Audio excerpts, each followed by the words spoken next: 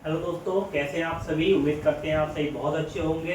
आप सभी का स्वागत है वेब एकेडमिक्स में। दोस्तों, हम कर रहे थे चैप्टर नंबर 4 द्विघात समीकरण, जिसकी हम कर रहे थे एक्सरसाइज 4.1। इसका बच्चों हमने जो फर्स्ट क्वेश्चन था, जिसके 8 पार्ट थे टोटल, वो हमने इससे पिछली जो वीडियो थी उसमें कंप्लीट कर लिए थे। आज जो है हम उसके क्वेश्चन नंबर 2 के जितने भी पार्ट्स हैं उनको हम जो है सॉल्व करेंगे। तो आइए बच्चों, बिना देरी किए समझना स्टार्ट करते हैं। ठीक, तो हम क्वेश्चन को पढ़ते हैं। क्वेश्चन है, एक आयताकार भूखंड का क्षेत्रफल 528 मीटर है। सॉरी, इससे पहले मैं आपको क्वेश्चन में पढ़ा दूं। ये क्वेश्चन नंबर 2 है कि निम्न स्थितियों को द्विघात समीकरण के रूप में निरूपित करिए। आपने द्विघात समीकरण के बारे में समझा था, मैंने लास्ट वीडियो में बताया था आपको कि द्विघात समीकरण वो समीकरण होती है जिसके चर की अधिकतम घात 2 हो। जिसके चर की अधिकतम घात कितनी हो? 2 हो, वो कहलाती है हमारी द्विघात समीकरण। तो हमें वही समीकरण के रूप में ये जो वर्ड प्रॉब्लम दे रखी है इनको हमें निरूपित करना है। एक आयताकार भूखंड का क्षेत्रफल 528 मीटर स्क्वायर है। क्षेत्र की, ये जो आयताकार भूखंड है, जो क्षेत्र है, इस क्षेत्र की लंबाई मीटर में चौड़ाई के 2 गुने से 1 अधिक है ना। चौड़ाई के 2 गुने से 1 अधिक है। क्या जी? लंबाई। भूखंड की लंबाई और चौड़ाई हमें जो है ज्ञात करनी है। इसके लिए हमें एक द्विघात समीकरण इनको बना के दिखानी है। तो हम बच्चों देखो, साथ साथ लिखा है क्षेत्र की जो लंबाई है ना, वो चौड़ाई के 2 गुने से 1 अधिक है। चौड़ाई के, यानी हमें पहले चौड़ाई पता होना चाहिए। तो हम मान लेंगे,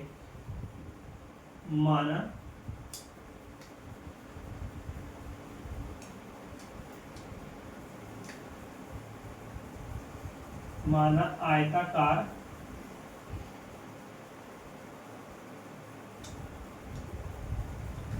भूखंड की चौड़ाई बराबर x मीटर। बच्चों, हमने मीटर में क्यों मानी? क्योंकि वहां लंबाई को मीटर में बता रखा था, इसका संकेत था। यहाँ पर चौड़ाई भी किसमें है? मीटर में है। अच्छा, अब लंबाई क्या होगी इस प्रकार है? आयताकार जो क्षेत्र है हमारा भूखंड की लंबाई क्या होगी बच्चों हमारी? वो हो जाएगी कितनी? 2 गुने से 1 अधिक। तो देखो, चौड़ाई का 2 गुना करो, 2 इंटू एक्स।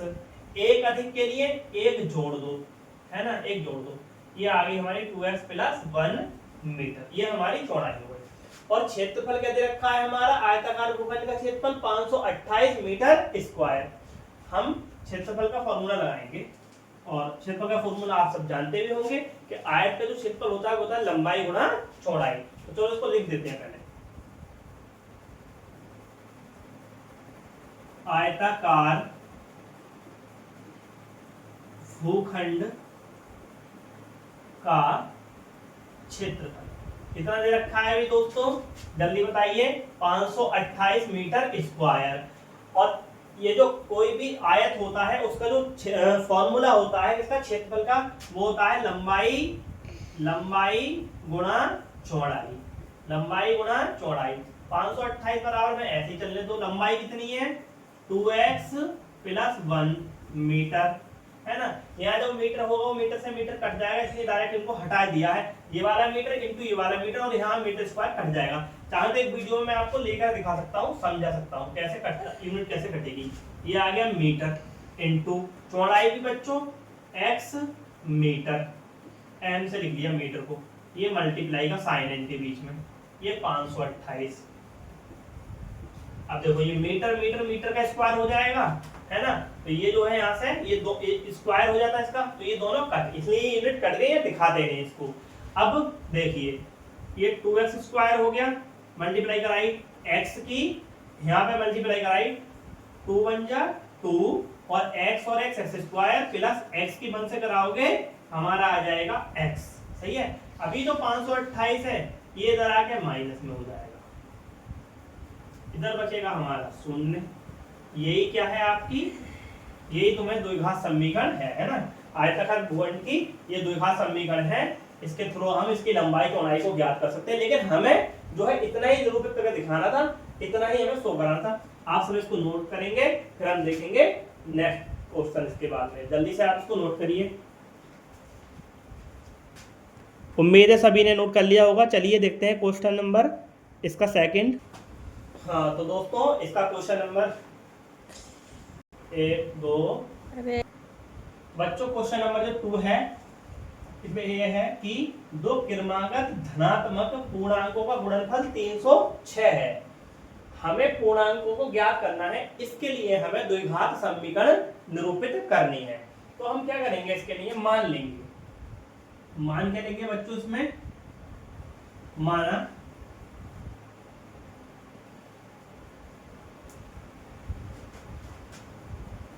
पहला क्रमागत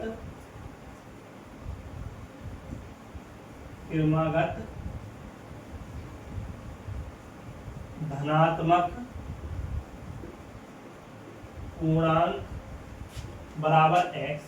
बच्चों क्रमागत का मतलब जैसे 2 लिया, 2 के बाद 3 4 5 7 लिया, 7 के बाद 8 9 ऐसे करके, है ना। तो x एक ही दौर से चलना है।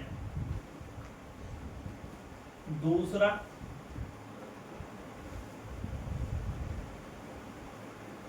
क्रमागत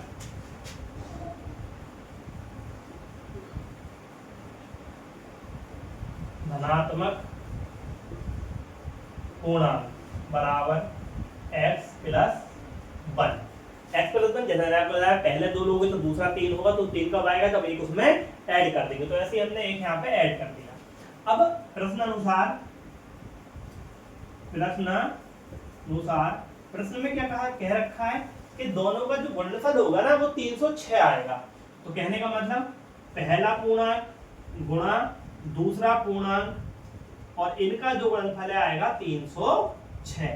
अब x की x से करोगे x स्क्वायर मिलेगा, प्लस प्लस प्लस और x की 1 से करोगे x, और 306 इधर आ जाएगा माइनस का, क्योंकि जब पक्षांतर करते हैं यानी जब साइड चेंज होती है तो प्लस वाला माइनस का, माइनस वाला प्लस का, गुणा वाला भाग में, भाग वाला गुणा में जाता है। और यहाँ आ गया हमारा 0। और यही हमारी द्विघात समीकरण है जो हमें नोट मतलब फाइंड आउट करनी थी। मैं आपसे चाहूंगा आप इस क्वेश्चन को नोट करें जल्दी से। मैं बोर्ड से साइड होगा, फिर मैं आपको क्वेश्चन नंबर 3 कराऊंगा। चलिए आप जल्दी से इसको नोट करेंगे।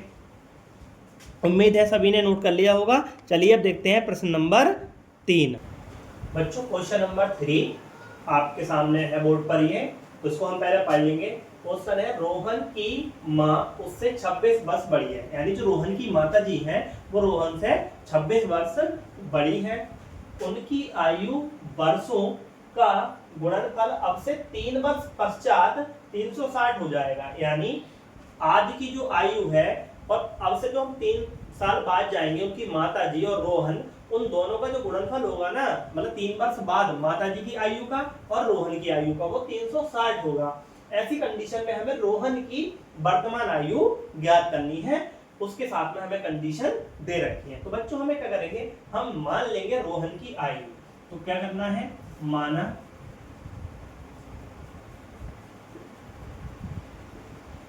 रोहन की आयु, रोहन की आयु जो मानी हमने वो मान ली हमने x वर्ष। माना रोहन की वर्तमान लिख लीजिए, है ना, वर्तमान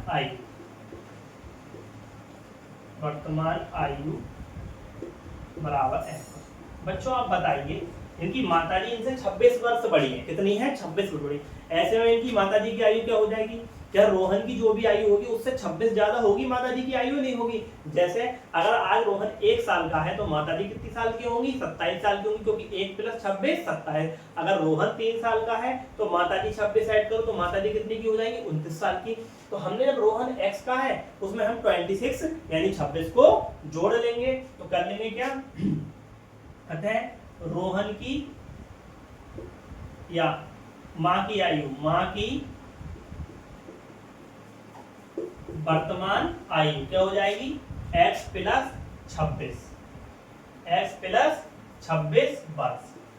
अब बच्चों जो हमारे सामने अगला जो कंडीशन है वो ये है इन दोनों की आयु 3 वर्ष पश्चात यानी 3 वर्ष बाद में, यानी आज जो भी है उसमें 3 जोड़ो इसमें और इसमें 3 जोड़ो, फिर इनकी गुणनफल जो कराओगे वो 360 आएगा। इस लाइन का मतलब ये है कि जो 3 वर्ष पश्चात या 3 वर्ष के बाद दोनों की आयु गुणनफल 360 हो जाएगा। तो देखो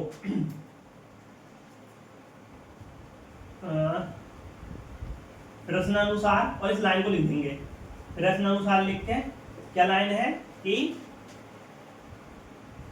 3 वर्ष पश्चात का मतलब बच्चों बाद में होता है। जो बच्चे पश्चात का मतलब नहीं समझते वो समझ ले, पश्चात का मतलब बाद से होता है।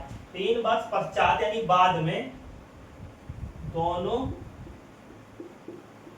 की आयु का गुणनफल कितना है 360 है ना। ये प्रश्न में दे रखी है लाइन, कितना है 360 है ये प्रश्न।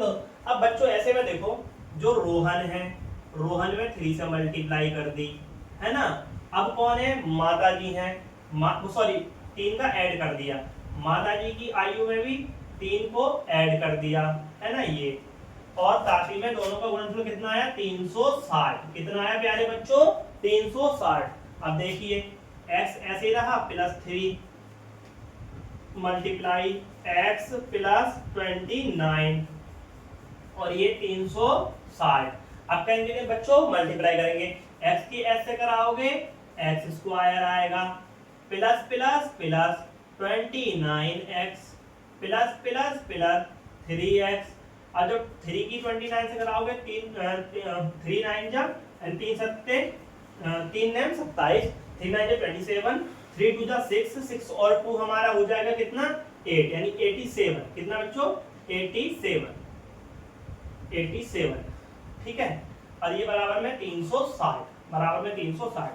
बच्चों x² ऐसे रहा। बच्चों देखिए यहाँ 29x है, यहाँ 3x है, तो क्या ये ऐड नहीं होगा, और ऐड होके क्या होगा 32x प्लस के 87 ऐसे ही रहेंगे, माइनस के 360 इधर आ जाएगा। अब आप यहाँ देख पा रहे होंगे कि 87 जो कि प्लस का कम है, 360 माइनस वाले ज्यादा है अपने आप में, तो 360 से 87 को मैं यहाँ घटा लेंगे। 360 से हम जब 87 को सब्ट्रैक्ट करेंगे, यहाँ पे कुछ, यहाँ पे 0 में से 7 नहीं जाएगा, कैरी लेंगे, 10 में 7 गया 3 बचेगा। अच्छा यहाँ कितना बचेगा बच्चों 5 से 8 नहीं जाएगा, कैरी लेंगे कितना हो जाएगा 15 में से 8 गए बच्चों 7 बचेंगे, और यहाँ कितना बचेगा, यहाँ बचेगा 273। यानी जो हमारी समीकरण आएगी x² प्लस 32x और माइनस का बचेगा, क्योंकि माइनस की संख्या बड़ी है 273। यही बच्चों हमें समीकरण निरूपित करनी थी। इसकी सहायता से हम रोहन की वर्तमान आयु और साथ ही में माता की आयु निकालने को बोले तो उसको निकाल सकते हैं, है ना। ये रफ वर्क था, आप जो है इसको नोट करेंगे सवाल को, मैं साइड दूंगा बोर्ड से बच्चों, फिर इसका हम लास्ट क्वेश्चन भी कर लेंगे। चलिए आप नोट करिए जल्दी से, उम्मीद है सभी ने नोट कर लिया होगा। चलिए अब करते हैं इसका क्वेश्चन नंबर 4। हाँ तो बच्चों अब देखेंगे हम क्वेश्चन नंबर 4। क्वेश्चन नंबर 4 बहुत ही इंपोर्टेंट क्वेश्चन है फॉर द एग्जाम, ठीक है। तो क्वेश्चन नंबर 4 है, एक रेलगाड़ी 480 किलोमीटर की दूरी समान चाल से तय कर रही है, मतलब अपनी जो चाल है उसको वैरी नहीं करती है। जैसे एक सेम स्पीड से चल रही है, मान लो चल रही है 20 किलोमीटर प्रति घंटा, तो 20 किलोमीटर प्रति घंटा की चाल से चल रही है, उसमें बड़ा घटा नहीं रही है। अच्छा, यदि उसकी चाल 8 किलोमीटर कम होती, मतलब जिस भी चाल से वो चल रही थी अब उससे वो 8 किलोमीटर प्रति घंटा कम, जैसा मान लो 20 से चल रही होती तो अब वो चलती 12 से, कितने से चलती 12 से, तो क्या होता, तो वह उसी दूरी को तय करने में 3 घंटे ज्यादा ले लेती। क्या कर लेती, 3 घंटे ज्यादा का समय ले लेती। मान लो पहले उसकी जो भी चाल थी, है ना, जिस चाल से वो चल रही थी दूरी को तय करने में 6 घंटे ले रही थी। कितने ले रही थी, 6 घंटे लेती। अब उसने अपनी चाल को डिक्रीज कर लिया, यानी कम कर लिया, और कम कितना कर लिया, 8 किलोमीटर प्रति घंटा कम कर लिया। अब जो उसको दूरी तय करने में लगा 3 घंटा ज्यादा लगा, यानी पहले 6 लगे तो कितने लगेंगे, 9 लगेंगे। क्या लगेंगे, आइए क्वेश्चन को थोड़ा समझते हैं। तो फिर से पढ़ देता हूं क्वेश्चन। एक रेलगाड़ी की 480 किलोमीटर की दूरी, एक रेलगाड़ी 480 किलोमीटर की दूरी समान चाल से तय करती है। यदि उसकी चाल 8 किलोमीटर कम होती, जो भी चाल से चल रही उससे, तो वह उसी दूरी को, जो दूरी उसने पहले तय की थी, उसको तय करने में 3 घंटे अधिक लेती। हमें रेलगाड़ी की चाल ज्ञात करनी है। तो मान लो रेल, ये जो दिया गया है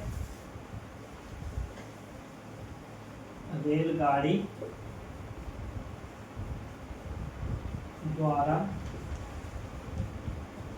तय की गई दूरी, दूरी कितनी है भैया 480 किलोमीटर। माना रेल गाड़ी की समान चाल, जिस चाल से वो चल रही थी वो थी x किलोमीटर प्रति घंटा, और 8 किलोमीटर कम कर देंगे तो उससे कम हो जाएगी। बच्चों आप ना थोड़ा रफली पहले ये समझो, आपने एक फॉर्मूला पढ़ा होगा, चाल बराबर दूरी बटे समय, है ना, ये फॉर्मूला होता है। अगर यहाँ से हम दूरी की वैल्यू निकालना चाहें तो क्या करेंगे, चाल को ऐसे ही रखेंगे, समय को यहाँ ले आएंगे तो बराबर हो जाएगा दूरी, यानी दूरी जो होगी चाल और समय का गुणनफल होगी। अच्छा उसी तरह बच्चों हमें अगर समय निकालना हो तो क्या करेंगे, तो बच्चों समय को मैं इसको ब्रैकेट बंद कर लो पहले, समय को मैं यही रखूंगा, सॉरी समय को मैं यहाँ भेज देता हूँ, चाल को नीचे ले आता हूँ, समय मैं ऊपर ले गया और चाल को मैं नीचे ले आया, तो दूरी बटे चाल, यानी जो समय होता है हमारा वो होता है दूरी बटे चाल। ये तीनों फॉर्मूले हैं। मैं चाहूंगा आप अपनी नोटबुक में जल्दी से नोट कर लें इनको, फिर मैं रख कर रहा हूँ, कर लिए नोट, चलो वेरी गुड, रोक करके नोट कर लेना, मैं फिलहाल इनको रफ कर देता हूँ, ठीक है ना बच्चों। ये जो है आपको आपसे सबसे आते ही हैं, बस जिनको नहीं आता नहीं पता भूल गए, भूल जाते हैं कभी कभी छोटी मोटी चीज भी, सिर्फ उनके लिए था ये, ठीक है। तो अब देखो बच्चों प्रश्न के अनुसार, अब तुम प्रश्न के अनुसार आप एक बात देखिए बच्चों, जो 480 किलोमीटर की दूरी थी, है ना, 480 किलोमीटर की दूरी थी, अभी मैंने क्या बताया आपको, चाल बराबर दूरी बटे समय और समय बराबर दूरी बटे चाल, है ना। तो जो 480 किलोमीटर की दूरी थी उसको चलने में कितना समय लगेगा, 480 बटे x, 480 बटे x, ठीक है ना, ये इतना जो है समय लगेगा। बच्चों आप एक बात आओ, अभी आप हमने पढ़ा कि अगर उसकी चाल को 8 घंटे कम कर दें, क्या करना है 8 घंटे कम कर दें, तो समय 3 घंटे ज्यादा लगेगा, यानी समय इसमें ज्यादा लगेगा या इस वाली चाल में ज्यादा लगेगा समय, ये जो है ये भी समय है। ये समय कब है, जब x की स्पीड से जा रही थी, ये समय कब है, जब इसकी स्पीड कम हो गई, जब इसकी स्पीड कम हो गई, कितनी कम हो गई, 8 किलोमीटर प्रति घंटा कम हो गई। बच्चों ये बहुत साधारण सी बात है, जब दूरी समान हो, कोई व्यक्ति तेज जा रहा है वो जल्दी पहुंचेगा, कोई व्यक्ति यानी वो कम समय लेगा, कोई व्यक्ति थोड़ा धीरे चल रहा है उससे तो वो देर में पहुंचेगा यानी ज्यादा समय लेगा। तो ऑब्वियसली ये वाली जो है, ये जो है क्या कहते हैं, ये वाला समय ज्यादा है इस वाले से, कितना ज्यादा है, 3 घंटे ज्यादा है। तो हम इसको कैसे लिख सकते हैं, देखिए, तो बच्चों हमें क्या करेंगे, 3 घंटे ज्यादा लेगा, यानी कहने का मतलब है 480 किलोमीटर की दूरी को x माइनस 8 की स्पीड से तय करने में, x माइनस और थोड़ा सा इधर लिख लेते हैं, 480 किलोमीटर की दूरी को x की स्पीड से चलने में, x माइनस 8 की स्पीड से चलने में जो समय लगेगा, और जो समय लगेगा 480 किलोमीटर की दूरी को x की स्पीड चलने से, ये 3 घंटे ज्यादा लेंगे। मतलब ये जो समय है, और ये मान लो ये 9 है तो ये लगेगा 6 वाला है जो आपको एग्जाम्पल दिया था, है ना। तो यहाँ जो इसका अंतर आया कितना आया, 3 आया, कितना आया, 3 आया। अब बच्चों इसको सॉल्व करेंगे, 480 दोनों में है, ऊपर कॉमन ले लेंगे, 480 हमने कॉमन लिया, यहाँ बचेगा 1/x माइनस 8 माइनस 480 यहाँ भी कॉमन था। ये बच्चों आप सब जानते हैं जब ये अपॉन में आएगा यहाँ पे तो यहाँ एक बच जाएगा, तो उसको काटने से यहीं काट दो, 3 बन जाए 3, अब 3 से ही काटो, देखो 48 से 3 से कटेगा, साफ साफ सब जानते हैं, है ना। देखो 3 ही कम 3, एक इधर आया, 3 छंग 18, 3 छंग 18 और एक ये 0, 160, कितना 160। अब बच्चों इसको हम अपॉन में भेज देते हैं, इसको अपॉन में भेज देते हैं, तो इनका ले लेते हैं एलसीएम। और जब हम इनका एलसीएम लेंगे तो इनका एलसीएम क्या आएगा, इनका एलसीएम बच्चों क्या आएगा, यहाँ आएगा x माइनस 8 इंटू एक्स, ठीक है ना। अब ये x माइनस 8 से x माइनस 8 कट जाएगा तो यहाँ आएगा x, तो यहाँ x लिख लीजिए, x लिख लिया, यहाँ x से x कटेगा तो यहाँ आएगा माइनस और x माइनस 8, है ना, ये आ जाएगा एलसीएम इन दोनों का आएगा x माइनस 8 और यहाँ x माइनस, जब डिवाइड देंगे x माइनस 8 से इस चीज को तो x माइनस 8 कटेगा तो x यहाँ जाएगा, यहाँ x से डिवाइड देंगे तो x माइनस 8 जाएगा जो कि इधर आ गया। और बच्चों इधर बचेगा हमारा कितना 1/160। अब बच्चों आइए थोड़ा इसको इधर लिखते हैं, बोर्ड पे फिर नीचे आपको दिखाई देते हैं। अब यहाँ पर इसको सॉल्व करते हैं, x यहाँ minus x minus minus plus 8, अब यहाँ पर मल्टीप्लाई कराइए, एक्स स्क्वायर है ना माइनस 8x और ये 1/160, ठीक है। अब देखो इससे ये कैंसिल हुआ है ना, अब इसकी मल्टीप्लाई इधर, इसकी इधर, क्रॉस मल्टीप्लाई कर लेते हैं, क्रॉस मल्टीप्लाई। तो देखो इसकी 1 से कराओगे ये आ जाएगा x स्क्वायर माइनस 8x, अब यहाँ कराओ 8 की 16 से, है ना, तो 16 8 कितने होते हैं, 16 8 होते हैं 128 और एक जीरो आपका ऐसे रहा, अब वो इधर आ जाएगा x square minus 8x minus का 1280। बच्चों थोड़ा सा ना ये सवाल ही हल्का सा टफ था सारे सवालों में, बाकी इसको मैंने खूब एक्सप्लेन किया है आपको ताकि बढ़िया से बेहतर ढंग से समझ में आ सके। उम्मीद है आपने अच्छे समझा होगा, है ना। आप वीडियो को पॉज करके रोक के समझ सकते हैं। एक बार मैं फिर से रिपीट कर देता हूँ, रेलगाड़ी की चाल व दूरी समान है 180, एस की स्पीड से जा रही थी, उसने क्या करा, अब क्वेश्चन ने कंडीशन दे दी कि भाई मान लो एस से ले जाके 8 किलोमीटर प्रति घंटा कम होती तो समय लेती ज्यादा वो, तो देखो भाई यहाँ जो समय लेगी ज्यादा लेगी, यहाँ लेगी कम, तो इनका जो डिफरेंस है वो 3 है, ये समय है अपने आप में, क्या है ये समय है। समय कैसे है, समय है चाल बराबर दूरी, चाल बराबर वो समय बराबर दूरी बटे चाल। मैं यहाँ फॉर्मूला लिख देता हूँ फिर से बच्चे कंफ्यूज ना हो, समय बराबर दूरी बटे चाल, दूरी बटे चाल, दूरी तो ये है, ये चाल। तो बेटा उम्मीद है आपको क्लास अच्छे से समझ में आई होगी, है ना। आप इसका रिवाइज करेंगे, तब तक के लिए बाय बाय, टेक केयर, है ना। और हम मिलेंगे नेक्स्ट वीडियो में बहुत जल्दी ही। आप जो है मैं उम्मीद करूंगा सारी जो वीडियो पढ़ी है, जो आपकी क्लास 10 की, आप सबका रिवाइज करते रहें और अपने टेस्टों में अच्छे अच्छे मार्क्स गेन करें। Bye bye, take care.